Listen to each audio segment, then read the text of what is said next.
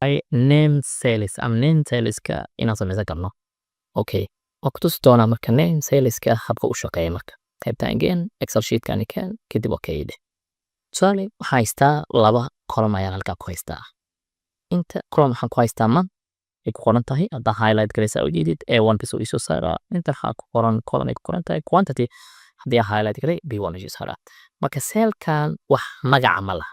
Marka that's why aan isticmaalnaa name sales. Name sales wuxuu ka anfacayaa tusaale ahaan calculations koo kale markaa samaynaysid in ay si fudud kugu fududaato waa cellka magaciisa isticmaali kartid instead of numberadan oo dhan soo qaba soo jiid isku xidhan intaa dhiili magaca cellka keliya isticmaalaysaa. Okay.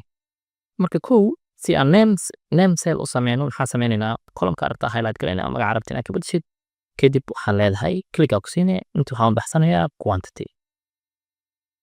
Okay. Now haddii aan highlight garay column-kan hadday B1 ay u qornay marka hadda maxaa ujeediin waxa igu baxday isoo baxay quantity ay soo baxday.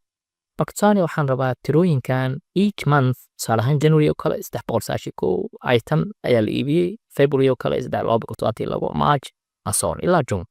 marka waxaan rabaa tusaale ahaan isku darka tirooyinka in helo. Marka fiiri waxaan dhihi lahaa traditionally waxaan dhihi lahaa sida caadiga ah sum aan dhihi lahaa waa soo qaban lahaa waa soo jiidaa kadib bracket-ka xiri lahaa kadib la egaan dhihi lahaa. This is the habka caadiga ahayd aan mari jirnay markaan isku darayno cell nambarada ku jiro. Habka fudud oo kuu sameynaa markii name cell aad samayso. Marka kow la egaan leeyahay sum isku dar meesha aan soo jiidi lahaa kuwaan oo dhan just waxaan leeyahay magaca cellkan wuxuu noo ahay aan column-kan quantity noo ahay. Q haddaan qoro automatically wuu isoo saaraa. Wow, that's great. I highlight garay dhammaantood ku yiri quantity intaan ka kooban yahay kadib same result saa u jeed waxay soo baxay halkaan marka aan total ku qoro total you see bold akaga big or a bit high as well weyn kida. Marka video waxay soo baxay dhammaantood total way soo baxay anigoo isticmaalayo wax loo yaqaan name cell ama isticmaalayo. Marka bishana si lamid ah ayadana soo kale name cell kama bedeli karnaa inta waxay qoran A1 inta waxaan dhihi karnaa B waxayna month oo aqoon cellka marka saynu magaciisa waa bedelay kan waa bedelay. Marka maxay naga caawisay in quantity-ga oo kale items-kan markaa raadinayna tusaale items tira badan inaan kala markaa raadinayn inaan isticmaali karno formulada like inaan dhihi karo like just sum inaan dhaho then magaciid cellka loo yaqaani inaan geliyo marka. Good. Now name cellska marka individual oo marka waxa laga wado. Tusaale ahaan name oo kale meesha ma daa ku jirta name iguma qorno column-kan magaciisa hadda waa ujeedaa J1 aan ku qoran. Hadhow waxaan leeyahay name leh. Good. Now mar walba column-kan highlight garay name way soo saaraa. Marka daa inta imaado tusaale ahaan intaan imaana waxaa ujeediin department is name and so on. Name markaan dhaho dhammaantood saddexdan ay ugu highlight garaysan yahay. Marka fiiri haddii aan dhaho inta name inta hadoo kale waxaan ku note garay name. Fiiri tusaale ahaan waxaa rabaa inaan edit gareeyo formula leeyahay kadib waxaan leeyahay name manage aan leeyahay. Good. Marka meeshaan waxay qoran qaybtaan name ay ugu qoran hawe name waa kan name meeshaan imaana edit aan leeyahay name 1 aan leeyahay name 1 iga dhigaan leeyahay kadib wuxuu leeyahay K3 waxa ma K mar rabaa waxaan rabaa J mid aan rabaa okay kan qona kadib waxaan leeyahay mid kala raadina another one on name ay ku qoran tahay saddexdan column ayaa name noo ah designation salary department-iga ayaa name noogu qornaa. Salary and department-iga ayaa name noogu qoran. Okay, good. Marka waa edit garay kartaa.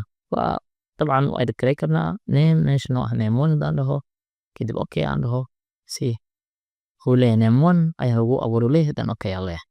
Marka fiiri hadda hadda inta ku dhufto kale si hadda hadda inta ku dhufto kale K1 waaye like haddaan saddexdan isla highlight garay waxaa ujeediin K2 ugu qoray. Marka hadda kan haddaan ku dhufto J1 waaye kan aan dhaho marka name 2 aan dhaho. Marka fiiri marka haddaan inta joogo name 2 waaye.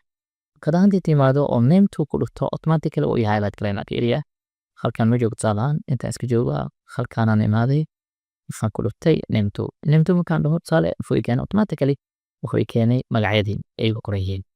Marka cell walbo magacaad nafsa kartaa tusaale ahaan kan designation aad qoran hadda markaan ku dhufto kale waxa uu diideen K1 aad qora. Marka waxaan leeyahay magacaasan siinin designation. Good. Marka mar walbo haddaan inta joogo oo aan tan imaado oo designation aan qoro waxa ujeediin wuxuu highlight garayna column-ka magaciisa wuxuu leeyahay designation waa column-ka. Very nice. Marka waxaan rajeynayaa inaan fahmay wax loo yaqaano name cellska. marka name select waxaan dhahnay waa cell ama column-ka in magac loo bixiyo kaas waxa loo yaqaanaa name select column walba magacaad u baxsan kartaa good marka hadda aad baan iskula fahmay isaan rajaynayo name saleska 3.2 halkaasoo na weega